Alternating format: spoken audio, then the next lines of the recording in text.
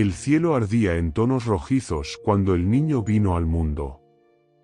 En una tierra de frontera, donde el fuego de la guerra nunca se apagaba, su nacimiento no fue motivo de celebración, sino un evento más en un territorio marcado por la violencia y la incertidumbre. Era el menor de 5 hermanos, hijo de un general cuya vida estaba dedicada a la defensa de la frontera, y de una mujer de temple firme que se encargaba de la educación y el hogar. Desde el principio, su vida estuvo rodeada de disciplina y combate. No conoció cuentos de hadas ni juegos inocentes, sus primeras memorias fueron el sonido del acero chocando, las voces de los soldados entrenando y las historias de campañas militares contadas junto al fuego. Mientras otros niños aprendían a caminar, él aprendía a escuchar. Su padre, un hombre de mirada severa y pocas palabras, gobernaba la región con autoridad férrea.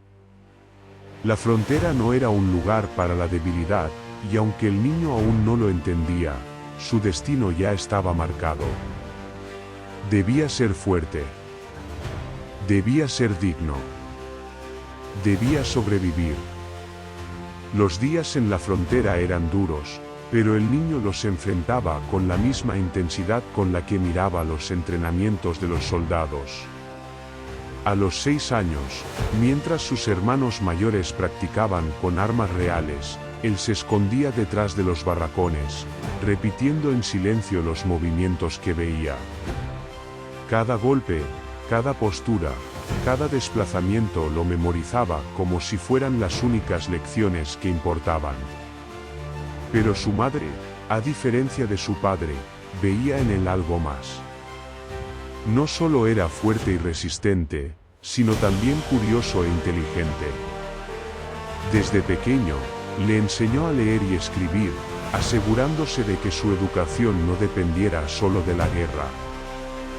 Mientras de día practicaba a escondidas con una rama de árbol a modo de espada, por las noches devoraba libros sobre historia, geografía y política. Su mundo no solo estaba hecho de espadas. También estaba hecho de ideas. A los 5 años, su vida cambió para siempre. Su padre recibió una orden del virreinato, debía trasladarse a Buenos Aires. No hubo despedidas emotivas ni tiempo para procesarlo. Un día estaba corriendo entre los pastizales de la frontera, y al siguiente, viajaba en un carruaje hacia un destino desconocido. El viaje fue largo y silencioso. Sus hermanos mayores hablaban entre ellos sobre lo que esperaban de la gran ciudad, pero él solo miraba el horizonte, preguntándose si alguna vez volvería a la tierra que lo vio nacer. Cuando finalmente llegaron a Buenos Aires, todo era diferente. Las calles eran bulliciosas, llenas de gente con ropajes elegantes y palabras refinadas. Las edificaciones eran imponentes, los barcos en el puerto parecían gigantes de madera y el aire estaba cargado de algo más que pólvora, olía a posibilidades. Pero también olía a desafíos. No pasó mucho tiempo antes de que su padre lo inscribiera en una de las mejores escuelas de la ciudad. Ya no era el niño de la frontera. Ahora debía demostrar que podía competir con los hijos de familias influyentes, con jóvenes que crecieron en una sociedad estructurada y no entre soldados y batallas. El primer día fue una prueba de fuego. Sus ropas, su acento, incluso la forma en que se movía lo delataban como alguien ajeno a este mundo. Pero no estaba solo en ese salón. Entre sus compañeros, había nombres que algún día resonarían en la historia. Juan Martín, un líder nato, un año mayor que él, con una presencia imponente. Juan José, de mirada astuta, siempre analizando el entorno. Nicolás, 2 años mayor, con una mentalidad estratégica. Mariano, de su misma edad, pero con una intensidad que lo diferenciaba del resto. El choque con ellos fue inevitable. No solo eran compañeros, eran rivales en formación, futuros hombres que decidirían el destino de la tierra. Pero si algo había aprendido en la frontera, era que en la guerra no gana el más fuerte, sino el que mejor se adapta. Y él aprendería a moverse en este nuevo campo de batalla. Los días en Buenos Aires fueron difíciles. No era el más fuerte, ni el más inteligente, ni el más carismático. Pero tenía algo que los demás aún no entendían, una voluntad inquebrantable. En los entrenamientos físicos, aunque al principio quedaba rezagado, nunca se rendía. En las lecciones, aunque su acento lo delataba, siempre prestaba atención. Cada día era una batalla, y él no tenía intención de perder. Una tarde, mientras observaba a los estudiantes mayores practicar duelos con espadas de madera, algo dentro de él se encendió. Sin pensarlo, se acercó demasiado, fascinado por la velocidad y precisión de los movimientos. ¿Qué miras, chico de la frontera?, le dijo uno de los cadetes con una sonrisa burlona. Antes de que pudiera responder, una espada de madera voló hacia él. Instintivamente, la atrapó con ambas manos. Su corazón latía con fuerza. Sabía que si retrocedía ahora, nunca lo dejarían en paz. Si tienes curiosidad, dijo el cadete, girando su espada entre los dedos, ¿por qué no pruebas? Las risas de los demás se hicieron eco en el patio. Era solo un niño, ¿qué podía hacer? Pero cuando tomó la espada, algo cambió. Sus manos, acostumbradas al peso de la madera de la frontera, no dudaron.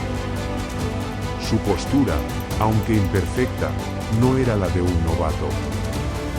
El duelo comenzó. No era elegante, ni refinado, pero era feroz.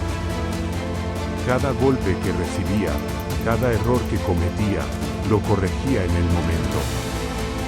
Cuando cayó al suelo, jadeante, con la espada aún en su mano, los mayores no se rieron. «Tiene agallas», susurró uno. «Sí, y potencial». Ese día, su fuego se encendió con más intensidad que nunca. Esa noche, mientras descansaba en su habitación, sintió el peso de la espada de madera en su mano. No era el más fuerte, ni el más brillante, pero sabía una cosa con certeza: nunca se rendiría. Las llamas de la frontera aún ardían dentro de él. Su nombre aún no era conocido. Pero algún día, haría temblar la historia. Los entrenamientos continuaban en Buenos Aires. Las mañanas estaban llenas de duelos con espadas de madera, ejercicios de resistencia y estrategias de combate. Aunque aún no era el mejor, su determinación lo hacía avanzar a pasos agigantados. Sin embargo, la verdadera batalla no estaba en el campo de entrenamiento, sino en las aulas. Las clases de filosofía, derecho y política eran un territorio desconocido para él. Sus compañeros debatían con facilidad sobre teorías y tratados, mientras él luchaba por comprender cada concepto. Un guerrero sin conocimiento es solo un arma sin filo, le dijo un día Mariano, su compañero de clase.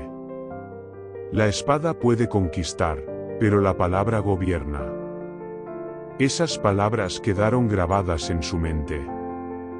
Si quería ser fuerte, no bastaba con su instinto en combate. Tenía que aprender a pensar como un estratega. A medida que pasaban los meses, las rivalidades en la academia se hacían más intensas. Juan Martín destacaba en liderazgo, siempre imponiendo su presencia en los debates y en los entrenamientos. Juan José tenía una astucia nata, analizando a todos a su alrededor. Nicolás era calculador, siempre midiendo sus palabras y movimientos. Mariano era el más brillante en las discusiones, capaz de desarmar cualquier argumento con precisión quirúrgica. Y él aún no sabía en qué destacaba. Era fuerte, pero no el mejor. Era inteligente, pero no el más astuto. Era hábil, pero aún le faltaba experiencia. La duda comenzó a corroerlo. Un día, el profesor de retórica les propuso un desafío, un debate en el que se enfrentarían por equipos. El tema era complejo: ¿la fuerza o el conocimiento es lo que realmente cambia el mundo? Le tocó estar en el equipo que defendía la fuerza. Pero en cuanto comenzó el debate, se dio cuenta de algo: su equipo estaba perdiendo. Mariano y los demás desmontaban cada argumento con palabras afiladas como cuchillas. Su equipo solo sabía hablar de poder y guerra, pero no podían explicar por qué la fuerza debía ser el camino. Por primera vez en su vida, sintió que perder una batalla era inevitable. Hasta que habló. Dicen que la fuerza no gobierna, pero sin fuerza, las palabras son solo aire. El aula quedó en silencio.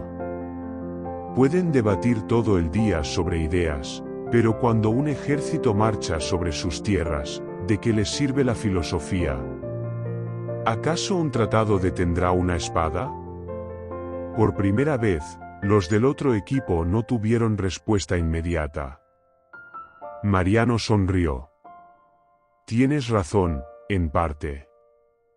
La fuerza puede conquistar, pero si no se usa con inteligencia, solo es destrucción sin propósito.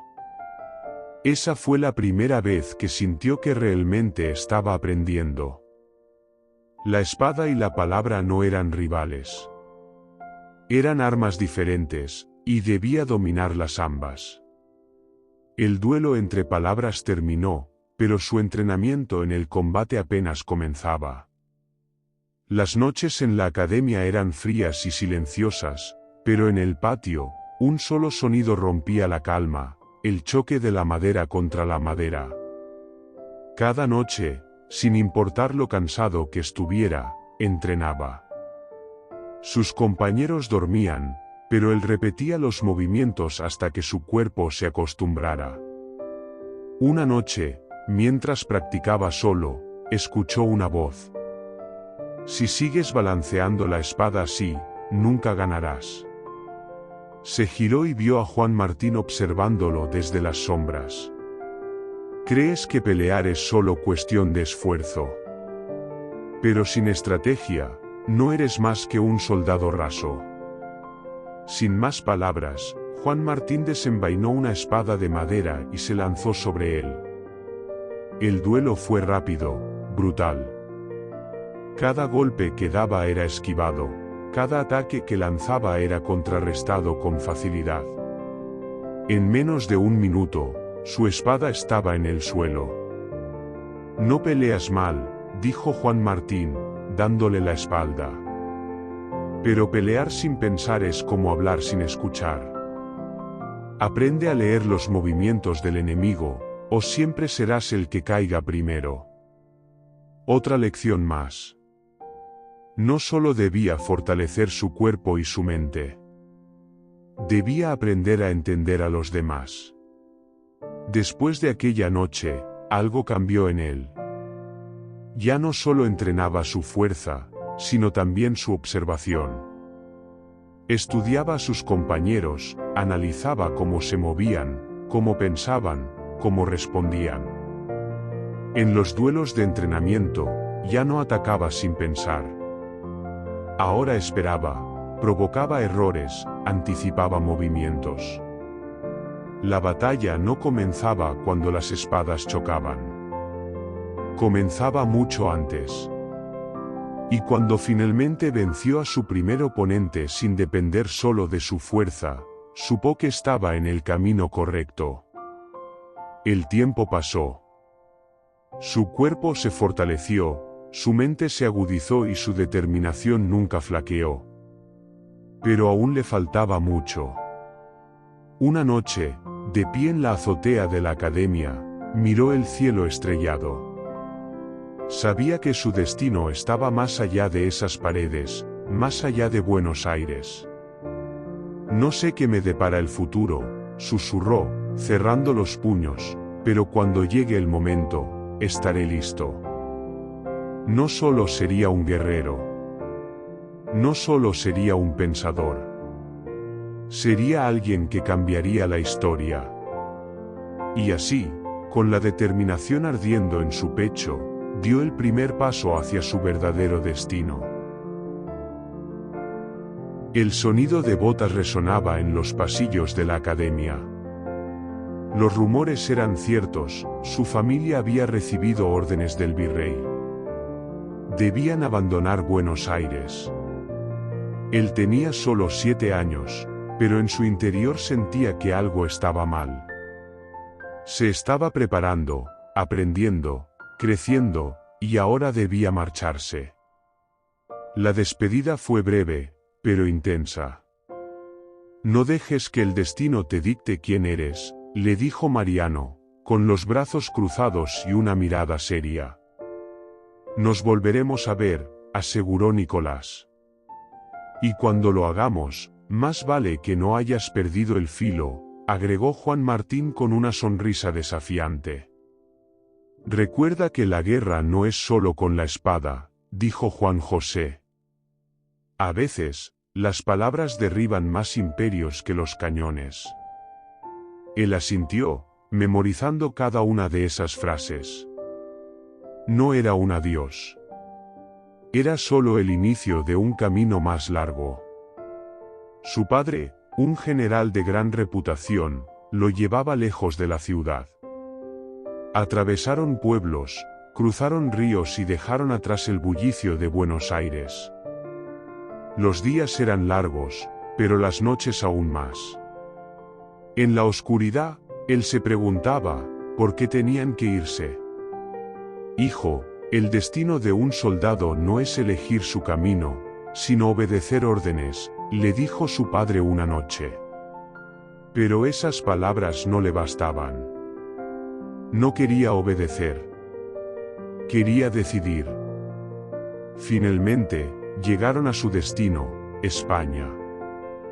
Los grandes castillos, las calles de piedra y la gente vestida con ropas elegantes le hacían sentir que estaba en otro mundo.